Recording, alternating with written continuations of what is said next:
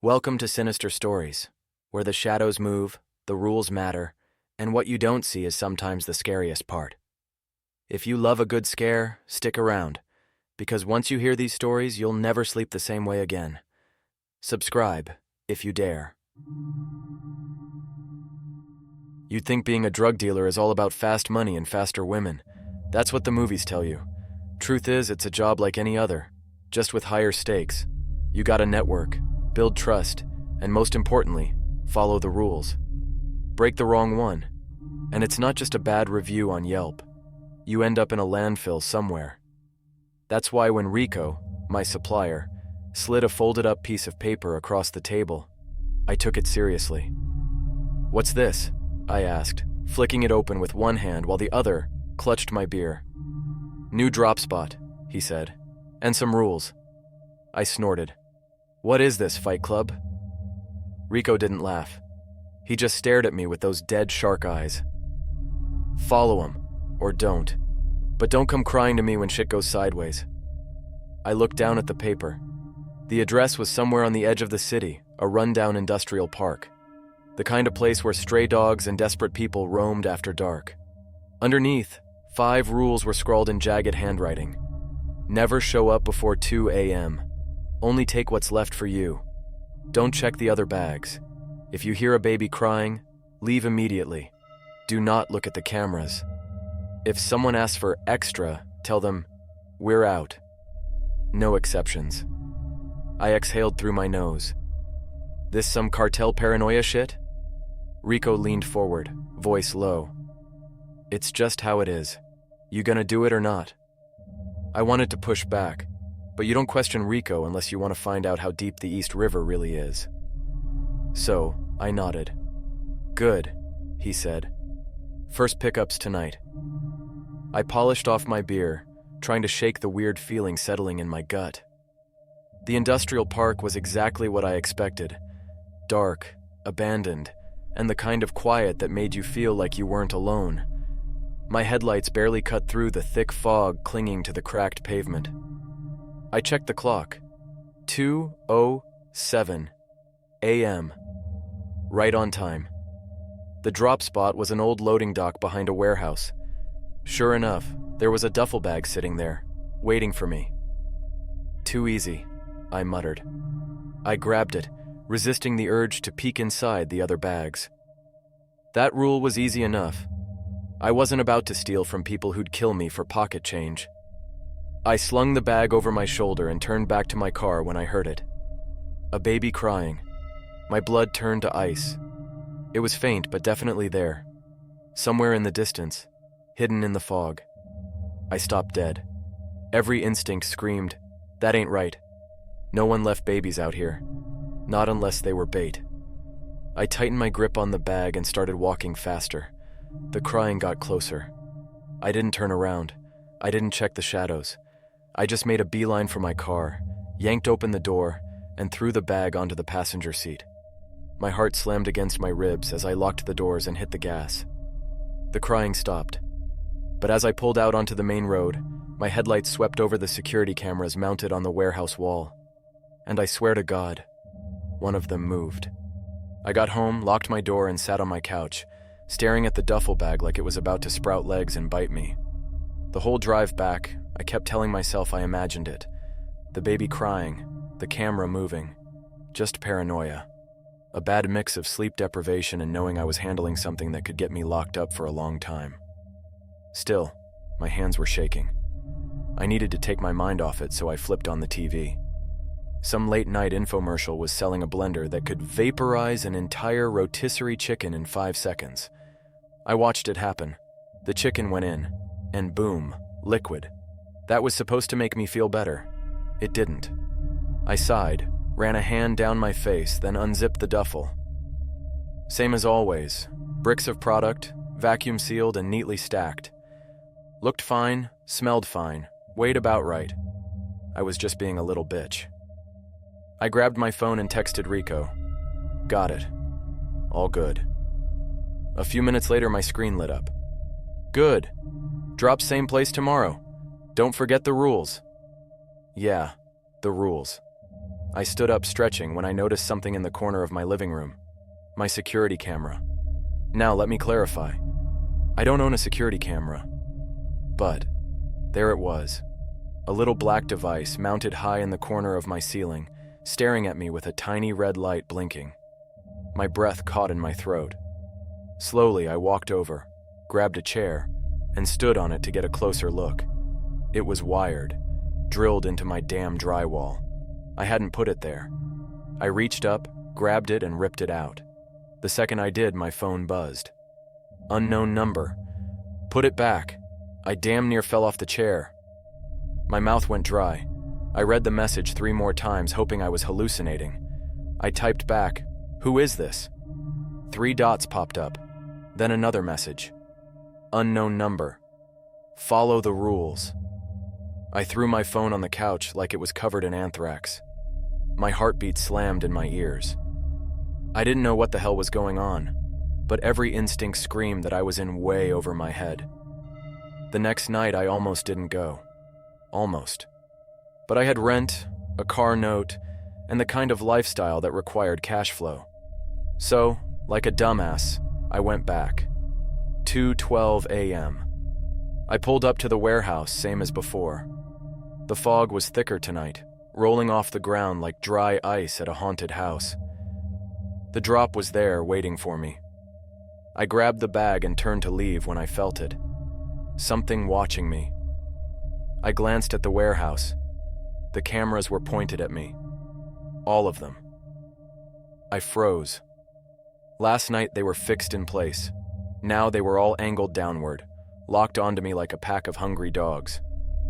A chill ran down my spine. I didn't break the rules. I showed up at the right time. I took only what was mine. But then I saw it. Across the lot, another duffel bag. Someone else's. I knew the rule. Don't check other bags. But curiosity is a hell of a drug, and my brain was doing the math. What if it wasn't drugs? What if it was money? Or weapons? Or something valuable enough to make all this weirdness worth it? My feet started moving before I could stop them. I crouched beside the other bag, heart pounding, and unzipped it just an inch. A smell hit me like a brick wall. Coppery. Rotten. I gagged. Inside, I saw fingers. Human fingers. I zipped it up so fast I nearly caught my hand. My pulse thundered in my skull as I stumbled backward, my stomach doing somersaults. That's when I heard it. The baby crying. Right behind me. I spun around, but there was nothing. Just fog and shadows. Then the cameras moved again. Every single one of them tilted up, no longer looking at me. They were looking behind me. I didn't turn around. I just ran. I didn't stop running until I was in my car with the doors locked, hands gripping the wheel so tight my knuckles went white. My breathing was ragged, my chest tight. I felt like I'd just escaped something I wasn't supposed to see. The moment I peeled out of that lot, my phone buzzed. Unknown. Number, you broke a rule. I almost swerved off the road. My mouth was so dry I could barely swallow. My hands were shaking, but I forced myself to text back. Me. I didn't take anything. A few seconds passed. Then, another. Buzz. Unknown. Number. You looked. I had no response to that. I just drove. By the time I got home, my nerves were shot. I double-checked my locks, threw the duffel on the table, and collapsed onto the couch. The TV was still on from last night. Another infomercial. Some guy aggressively selling a knife set that could slice through a cinder block like butter. I stared at the screen, trying to convince myself I was overreacting. Maybe it was some kind of scare tactic, a mind game. They install fake cameras, play creepy sounds, make people paranoid so no one messes around. Yeah, that had to be it. I exhaled, my pulse finally slowing. Then my phone buzzed again. Unknown number. You need to take care of it. My stomach twisted. Me. Take care of what? No answer. I sat up, the unease creeping back.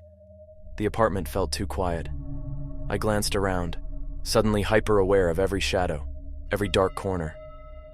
Then, I heard something.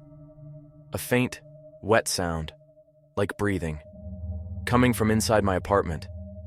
I didn't move. I just listened. It was coming from near the duffel bag. Slowly, I stood up, my legs feeling like jelly. The bag sat where I left it, unopened. But something was different. It was moving, just a little. A small shifting bulge near the zipper. My skin went cold. I grabbed the nearest thing, my house key, and hooked it under the zipper. My brain screamed, "Don't open it, you idiot!" But my hands didn't listen. I unzipped it, and I saw an eye staring back at me. I screamed. I threw myself back, knocking over a chair. The bag twitched like something was trying to move inside. I scrambled away, my brain unable to process what the hell I was looking at. That's when my phone buzzed again. Unknown number. Get rid of it. My breathing was shallow. My heart felt like it was going to explode. I typed back with shaking hands. Me. What is it? Unknown number. Take it back to the drop. Now. I stared at the message, my mind racing. No way in hell was I going back there. Then, out of the corner of my eye, I saw something crawl out of the bag. A hand. Pale. Unnaturally long fingers, like something half-formed. I grabbed my gun. I don't even remember pulling it out, but suddenly it was in my hands, aimed at the bag. I didn't hesitate. I shot it. The gunshot rang out, deafening in the small space. The hand jerked, then slid back into the bag like it never existed. The movement stopped. The room smelled like burnt gunpowder and something worse, rotten meat. My phone buzzed one more time. Unknown number. Now you really messed up. I didn't sleep that night. I sat on my couch, my gun in my lap, staring at the duffel bag like it was a live grenade. The smell of rot still clung to the air, making my stomach twist. I kept waiting for something to move, for another hand to crawl out, for the thing inside to try and finish what it started. But it didn't. It just sat there, lifeless. My phone buzzed again. Unknown number. Take it back, or we take you. My stomach dropped. This wasn't just some scare tactic anymore. I had no idea what the hell I had gotten myself into, but I knew one thing. Whoever was on the other end of that phone wasn't asking. They were telling. I stood up, pacing. I could run, leave town, but Rico would find me. The unknown number would find me. No, the only way out was through. I grabbed the bag, swallowing against the bile rising in my throat. It felt heavier now, like whatever was inside had grown. I tried not to think about that as I carried it to my car. The drive back to the industrial park was the longest 15 minutes of my life. The roads were empty. The city felt abandoned. My headlights barely cut through the thick fog rolling across the cracked pavement. I pulled up to the drop site. The cameras were already pointed at me. Of course they were. I stepped out of the car, duffel in hand. My palms were sweaty, my heart slamming against my ribs. Every instinct screamed, "Don't do this," but I forced myself to keep moving. I set the bag down exactly where I found it. I turned to leave. The baby started crying again, louder this time, angrier. The fog thickened around me. My breath came out in ragged gasps. I walked faster. Then I heard footsteps. Not mine. Something behind me, moving fast. I didn't turn around. I ran. I barely made it to my car before something slammed into the driver's side window. I screamed. There was something standing there. No, not standing. Pressed against the glass. A pale, boneless face. No eyes. Just smooth, stretched skin. Its mouth, if you could call it that, was open too wide. And it was screaming. The baby's cry. I gunned the engine and floored it. The thing didn't move. It just pressed harder, its skin warping against the glass like it was trying to seep through. I swerved onto the main road, nearly losing control. Then, as fast as it appeared, it was gone. I didn't go home. I drove around until the sun came up, heart racing, paranoia gnawing at the edges of my mind. At 7 a.m., I finally pulled into my driveway, hands still shaking as I killed the engine. I sat there for a long time. Then my phone buzzed. I didn't want to look, but I did. Unknown number? Good. You listened this time. I exhaled, relief and terror battling in my chest. But then, another message. Unknown number. Next pickup is tomorrow, same time. No way, I was done. I was out. I wasn't about to keep playing this sick game. I started typing a response. I quit. Find someone else. But before I could hit send, my TV turned on by itself, and on the screen was live footage of me, sitting in my car, from a camera I couldn't see. I dropped my phone. A final message popped up. Unknown number. See you tomorrow. I didn't go to work that day, or the next. I ignored every message, every call. My phone kept buzzing, but I stopped checking. I figured if I just did nothing, if I just stayed put, maybe this would all blow over. It didn't. The first sign was my neighbor, Mrs. Kowalski. Sweet old lady. Used to bake cookies and talk about how things were better before cell phones. I saw her outside my window that night, standing in her yard, staring at my house, not moving. At first I thought maybe she was confused, maybe she forgot where she was, but then my phone buzzed. Unknown number. Go to work, Alex. I looked back out the window. Mrs. Kowalski was still standing there. But now, she was smiling. Not a normal smile. Not a friendly old lady smile. Her mouth was stretched too wide. And her eyes were gone.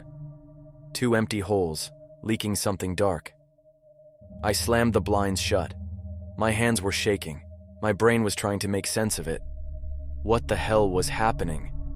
Then, knock, knock, knock. I jumped. The sound came from inside the house, from my living room.